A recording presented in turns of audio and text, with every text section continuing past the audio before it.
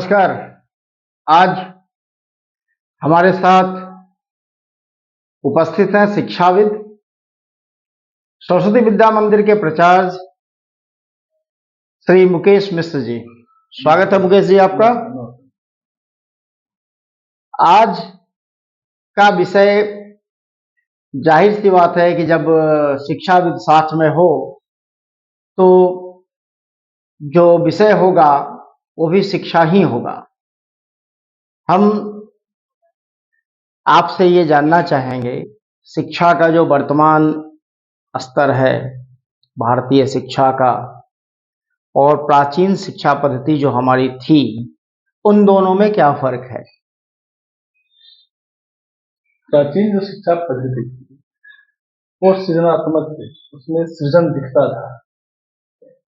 अभी जो वर्तमान शिक्षा पद्धति दिख रही है उसमें सिर्फ बच्चे नॉलेज ग्रहण कर रहे हैं और उसी के हिसाब से रिजल्ट परफॉर्म कर रहे हैं।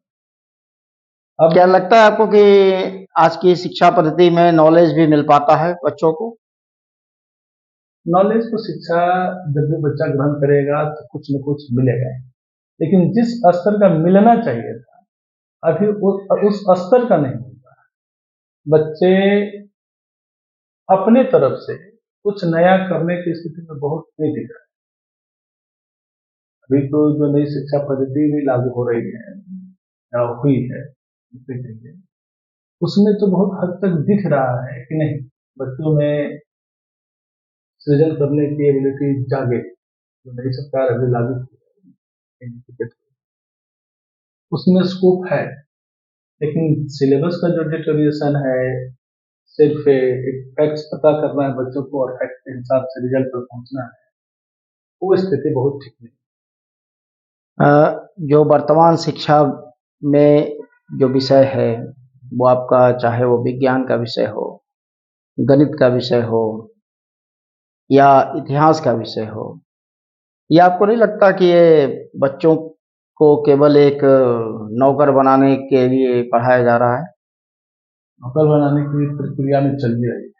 कारण ये भी है कि देखिए अब बच्चे कर क्या रहे हैं या शिक्षक भी क्या कर रहे हैं, मोस्टली जो दिख रहा है मैटर कि किसी भी चीज को रूट से नहीं बताया जा रहा। रूट से कहने का सिर्फ एक सिंपल सा उदाहरण हम आपको देते हैं कि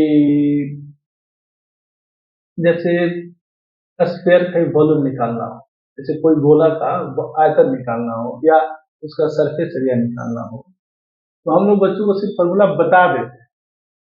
हमने हाल ही में एक बच्चे से पूछा था, बताओ भाई कि ये जो total surface area of sphere है उसका फॉर्मूला क्या है, क्लास 10 में पढ़ता है। उसने आराम से बताया 4πr²। ये फुलवारी शरीफ की घटना, सरस्वती विद्या मंदिर फुलवारी शरीफ के विद्यालय में एक दिन काउंसलिंग क्लास थी, उसमें मैंने पूछा, मैंने बताओ कैसे आया। उसका आंसर था कि 4 सर्किल सेम डायमीटर का अगर हम कट करते हैं और उस स्फीयर को रखते हैं तो पूरी तरह से होगा जाते ओवरलैप करने। कैसे कॉन्सेप्ट आया कि 4 सर्किल 4πr² दिया हुआ है। मैंने कहा कि मान लो अगर किसी ने 6πr² बता दिया तो तुम्हारे दिमाग में बैठेगा कि 6πr² 6 सर्कल काटना है। कभी तुमने सर्कल काट की कोशिश किया? नहीं। लेकिन जरूरत है बच्चों को ये बताने की ये जो फॉर्मूला आया ये कहाँ से डेवलप, इसको हम प्रूव कैसे कर सकते हैं। ये प्राचीन जो अपनी वैदिक मैथमेटिक्स थी और आज का जो गणित है, इन दोनों में क्या फर्क है? ठीक है, वैदिक गणित जो हमारी थी शंकराचार्य ने पढ़ा तो उन्होंने ना नंबर को बेस मानकर पढ़ाना शुरू किया था, छोटे छोटे पार्ट में तोड़कर। जैसे मान लीजिए कि हमको 102 नंबर को डिसाइड के बारे में कुछ जानना है तो उसको बेस मान लिया हमने 100 से कम है तब भी, जैसे 99 है तब भी मान लिया 100। अभी क्या है कि ये सिस्टम खत्म हो गई है। अभी भी लोग इसका यूज कर रहे हैं लेकिन एज ए ट्रिक यूज करते हैं। जैसे हमने मान लिया ना, ये बताया बच्चों को भाई देखो 99 और 98 मल्टीप्लाई करना, तो ट्रिक समझ लेना, लेकिन ये नहीं समझेगा कि 99 जो है इसका बेस 100 है, 100 से 1 कम है, 98 100 बेस का, ये 100 से 2 कम है। और इसको इस बेस को लेकर के मल्टीप्लिकेशन करें तो रिजल्ट भी सही समझ में आता है और बच्चा सीखता भी तेजी से है। वैदिक मैथमेटिक्स तो है ही बहुत ही अच्छी चीज, हमने पढ़ा भी है, लेकिन वैदिक मैथमेटिक्स की पढ़ाई हो नहीं पा रही। अभी आप गौर से देखिए तो हमारे जो संगठन मंत्री हैं माननीय कालीदास, वो जो बिहार के गवर्नर है उनसे मिलकर के वो यूनिवर्सिटी में डालने की कोशिश किए हैं और ये बात चल रही है कि बिहार सरकार के विद्यालय में वैदिक गणित की पढ़ाई हो, जैसे आम गणित की पढ़ाई होती है, जनरल मैथमेटिक्स की पढ़ाई होती है, वैसे ही वैदिक मैथमेटिक्स की पढ़ाई। और वैदिक मैथमेटिक्स जब इंटर कर जाएगा, देखिए अभी के टाइम में बच्चों को कैलकुलेशन के लिए हमेशा कैलकुलेटर की जरूरत होती है। जब भी देखिए कुछ भी थोड़ा सा दो चार कैलकुलेशन दे दीजिए, बच्चा कैलकुलेटर या मोबाइल ले लेता है। लेकिन अगर वैदिक मैथमेटिक्स सीख जाता है बच्चा तो उसको कैलकुलेटर और मोबाइल की जरूरत है। वैदिक मैथमेटिक्स से आप स्क्वायर रूट बड़ा से बड़ा नंबर का निकाल सकते हैं, आप बड़ा से बड़ा नंबर का क्यूब भी पता कर सकते हैं। वैदिक मैथमेटिक्स का देखिए यूज आपका ट्रिग्नोमेट्री में भी है, कैलकुलस में भी है, लेकिन ये इसकी पढ़ाई इधर हो नहीं रही। और ये समझिए हमारा ज्ञान जो मैथमेटिक्स से रिलेटेड है ना, ये कितना चला गया बहुत वर्षों पहले।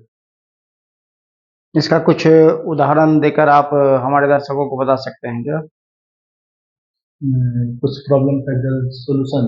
हम्म। हाँ, जैसे बता सकते हैं, जैसे मान लीजिए हमको 102 और 104 को मल्टीप्लाई करना है, ठीक है, तो 102 में 100 बेस है, 100 में डबल जीरो होता है, तो हमारा जो पहला पार्ट आंसर का होगा वो 2 डिजिट का होगा। तो 102 100 से कितना ज्यादा है, 2 ज्यादा है, और 104 100 से कितना ज्यादा है, 4 ज्यादा है, तो हम 4 और 2 को मल्टीप्लाई करेंगे, तो 4 2 8, 0 8 को हमारा 2 डिजिट, और फिर हम 4 और 2 को जोड़ देंगे, उसको 100 के साथ जोड़ देंगे, 4 प्लस 2 प्लस 100 106। आंसर जो हमारा होगा 10608। ये उर्ली बच्चा कर सकता है। यही काम ना अगर हम 1004 और 1002 के लिए करें तो सेम पैटर्न होगा, बस अंतर यही होगा कि 1000 में बेस क्या है, 1002 में बेस कितना है, 1000, 1000 में कितना जीरो है, 3। पहला पार्ट का जो आंसर होगा वो 3 डिजिट का होगा, यानी पहला पार्ट होगा वो 008 और इधर का जो पार्ट होगा वो है 1006, यानी आंसर जो हमारा होगा 1006,008। और ये तो एक सिंपल सा एग्जाम्पल हुआ कि मल्टीप्लिकेशन ऐसे कर सकते हैं। वैदिक मैथमेटिक्स में 9 के लिए अलग से पैटर्न दी, जैसे मान लीजिए ना कि हमको दे दिया 17 गुना 9, और 17 डिजिट का एक दूसरा नंबर और कहता है कि इसको मल्टीप्लाई करके फोरली बताइए। 17 डिजिट का जो पहला पार्ट है 9 वाला छोड़ करके उसमें एक माइनस करके हम बोलते हैं, जैसे हम कम डिजिट का एक करके बताते हैं, जैसे मान लीजिए 4 गुना होगा, 4 टाइम्स 9 है, और हमारे पास है मल्टीप्लाई करने के लिए उसको 1 2 3, तो हम 1 2 3 4 में से एक माइनस करते हैं, हमारा कितना आएगा 1 2 3 3। ये जो 1 2 3 3 आया सब को बारी बारी से 9 से माइनस करके उसके बाद हमारा आंसर क्या आएगा 1 2 3 3, 9 minus 1 8, 9 minus 2 7, 9 minus 6 6, 9 minus 3 6। ये हम आंसर होगा। सरलता से बच्चे कर सकते हैं। तो इतने आसानी से जब बच्चे कर सकते हैं तो फिर क्या आप लोग इसको इम्प्लीमेंट करते हैं? हमारे संस्थान में होती है, हमारे संस्थान में इसका अच्छे से होता है, हमारे बच्चे भी जानते हैं,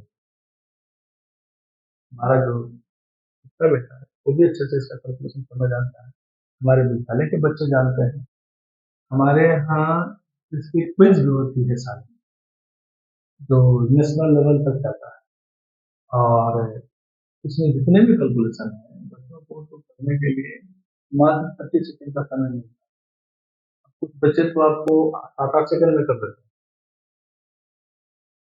और ये जो वास्ट कैलकुलेशन का प्रोसेस है एक कम्प्लीटली लॉजिकल मैथमेटिक्स है, जो हम ट्रिक नहीं कर सकते, ट्रिक्स वही लोग कर सकता है जो इसको सिर्फ एजेक्टिव पढ़ा या समझा कभी कि इस कैलकुलेशन करने के लिए हमको अच्छा तेज करना। लेकिन आप मैथमेटिक्स का जो फंडामेंटल है उसके हिसाब से देखिए तो पूरी तरह से ये लॉजिकल है। और हमको तो लगता है कि सरकार को भी लागू करनी चाहिए, सरकार से भी ज्यादा में सिलेबस को इम्प्लीमेंट तो करना। तो भारत के साथ जो इसकी शिक्षा व्यवस्था थी उसे बर्बाद किया गया, इतिहास के साथ भारत छेड़छाड़ किया गया। ये तो सभी लोग जानते हैं कि भारत की जो मूल शिक्षा व्यवस्था है उससे बढ़िया दुनिया में किसी की शिक्षा व्यवस्था नहीं। भारतीय जो शिक्षा की व्यवस्था थी, मैकाले भी जब इंडिया से गए थे फर्स्ट टाइम, जब वो यहाँ पर कुछ इंग्लिश मीडियम विद्यालय खोलने की चर्चा की तो वहाँ के लोगों ने उनको कहा था कि तुम पागल हो गए हो क्या, वहाँ विद्यालय को इम्प्रूव करना चाहते। उसने जवाब में अपना कहा कि आप जो समझते हैं ना वो गलत समझ रहे हैं, वहाँ की शिक्षा व्यवस्था ऑलरेडी बहुत ही इम्प्रूव है, क्योंकि वहाँ की शिक्षा व्यवस्था में समाज इन्वॉल्व है, हर गांव इन्वॉल्व है, लोग इन्वॉल्व रहते हैं, सरकार तो इन्वॉल्व नहीं रहती। लेकिन अभी की शिक्षा व्यवस्था में सिर्फ यही हो गया है कि सरकार का इन्वॉल्वमेंट नहीं दिखता है, समाज का इन्वॉल्वमेंट नहीं। तो इसीलिए आज के लोग शिक्षित नहीं हो रहे हैं।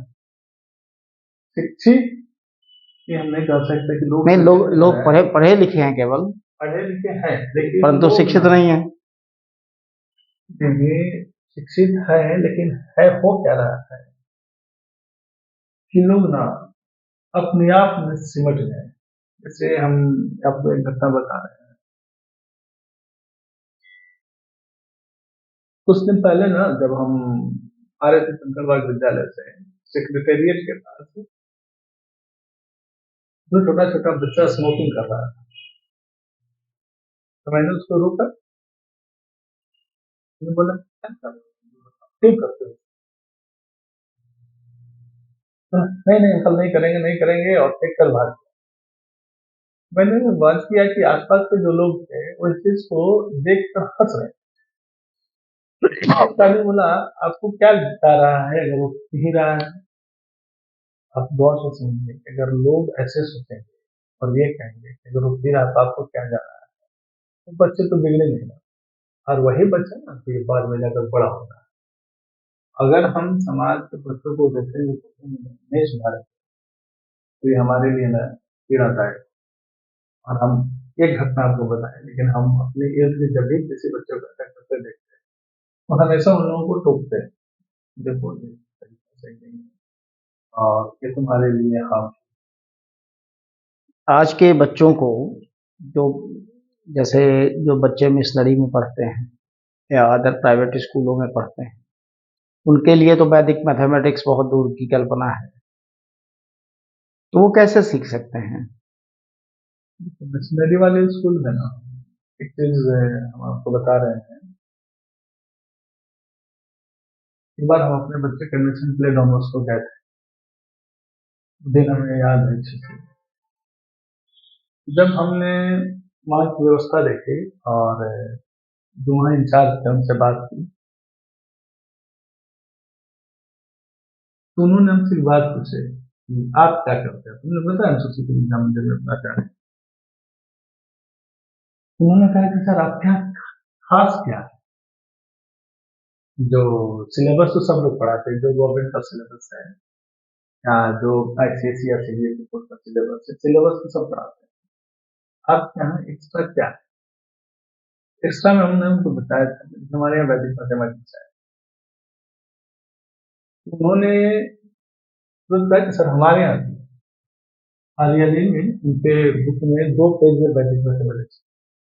तो फिर हमने उनको वैदिक मैथमेटिक्स का विस्तार बताया, तब वो बोले कि नहीं इतना तो हमारे यहाँ नहीं है, और बच्चों को हम लोग इतना देते भी नहीं। क्योंकि वैदिक मैथमेटिक्स हम बुक्स में सिर्फ 2 पेज एक उठा लिए और उसको इंक्लूड कर। तो जो भी मिशनरी वाले स्कूल वो अपने जो उनका रूल रेगुलेशन है उसके हिसाब से चलाते हैं। लेकिन हम लोग जो जो हमारे सरस्वती विद्या मंदिर है तो इंडियन कल्चर बेस्ड है इसको। और इसका तो मेन यही है कि हमें बच्चों में भारतीयता, हिंदुइज्म और यहाँ के कल्चर और यहाँ की जो पुरानी शिक्षा की पद्धति थी उसके हिसाब से बच्चों को शिक्षित। तो उसके बावजूद जो विद्या मंदिर में लोगों के प्रति रुझान, जो गार्जियन हैं वो बच्चों को भेजने से कतराते हैं, इसके पीछे का क्या वजह है? देखिए, थोड़ा सा एक है कि लोगों को जो इंफ्रास्ट्रक्चर दिखता है, खास करके मिशनरी स्कूल में इंफ्रास्ट्रक्चर, अभी जो भी प्राइवेट स्कूल है आप तो उन लोगों को वो इंफ्रास्ट्रक्चर अट्रैक्ट करता है। अपने अभी जो भी विद्या मंदिर के स्कूल से इंफ्रास्ट्रक्चर अच्छे हैं, वहां भी लोग अट्रैक्ट होते हैं और जाते हैं। और एक जो बात लोगों को अट्रैक्ट करती है मिशनरी स्कूल, वो है आपका कि हमारे यहाँ जो वंदना है देखिए हमेशा संस्कृत में होती है। और लोग अभी भी ना हिंदी के पीछे, इंग्लिश के पीछे ना, एक लोगों में एक पागलपन है कि नहीं हमारा बच्चा इंग्लिश ही बोले, लेकिन वो संस्कृत के महत्व को नहीं समझते। और हम जहाँ तक महसूस करते हैं हमारी जो संस्था है, लोग क्या सोच रहे हैं उसको सोचकर संस्कृत की वंदना कभी कम नहीं करेगी और ना ही बंद करना तो सोचेगी भी नहीं। क्योंकि संस्कृत में जो भी हमारे ग्रंथ हैं, जीवन का मूल सार सीख। आज देखिए अदर कंट्री में आपका अमेरिका हो गया, कोई भी ऐसा कंट्री नहीं है जहाँ संस्कृत का यूनिवर्सिटी नहीं।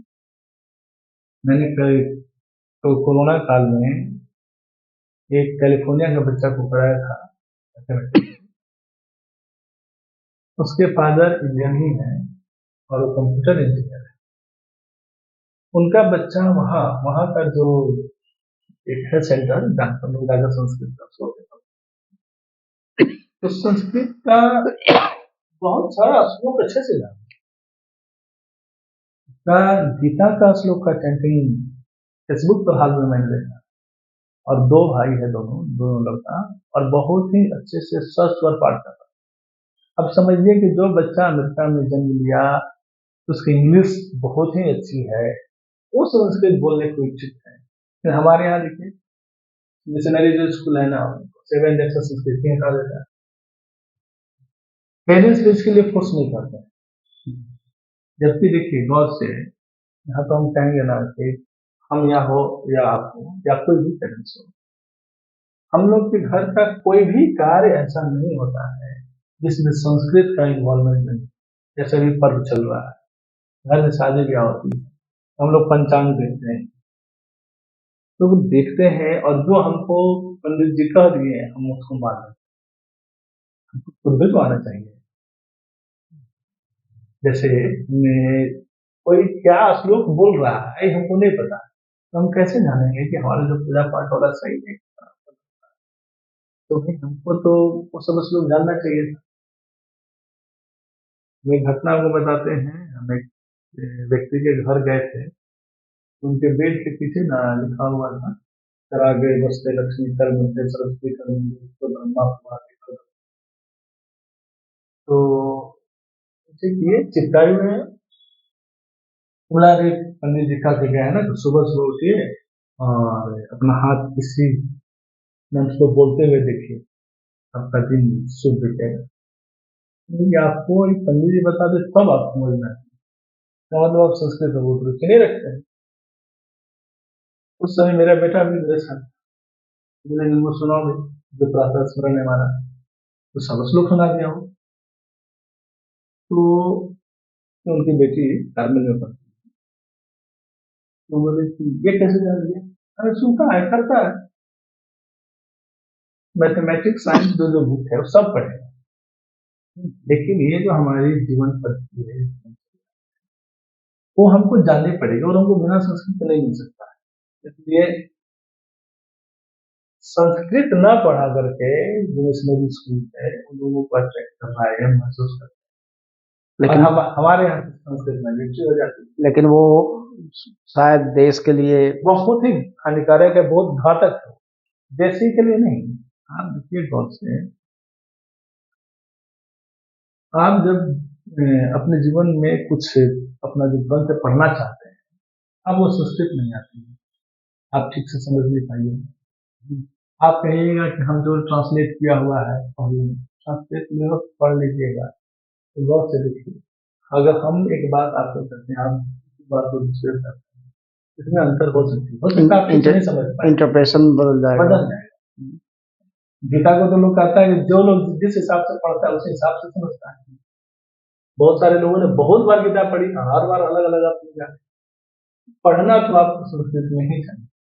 अगर आप संस्कृत में पढ़ते हैं अपने सारे और उसके हिसाब से कुछ शोध करते हैं, परिणाम। बहुत बहुत धन्यवाद आपका, आपने अपना कीमती समय दिया। आशा है दर्शक लाभान्वित होंगे। धन्यवाद आपका मुकेश जी।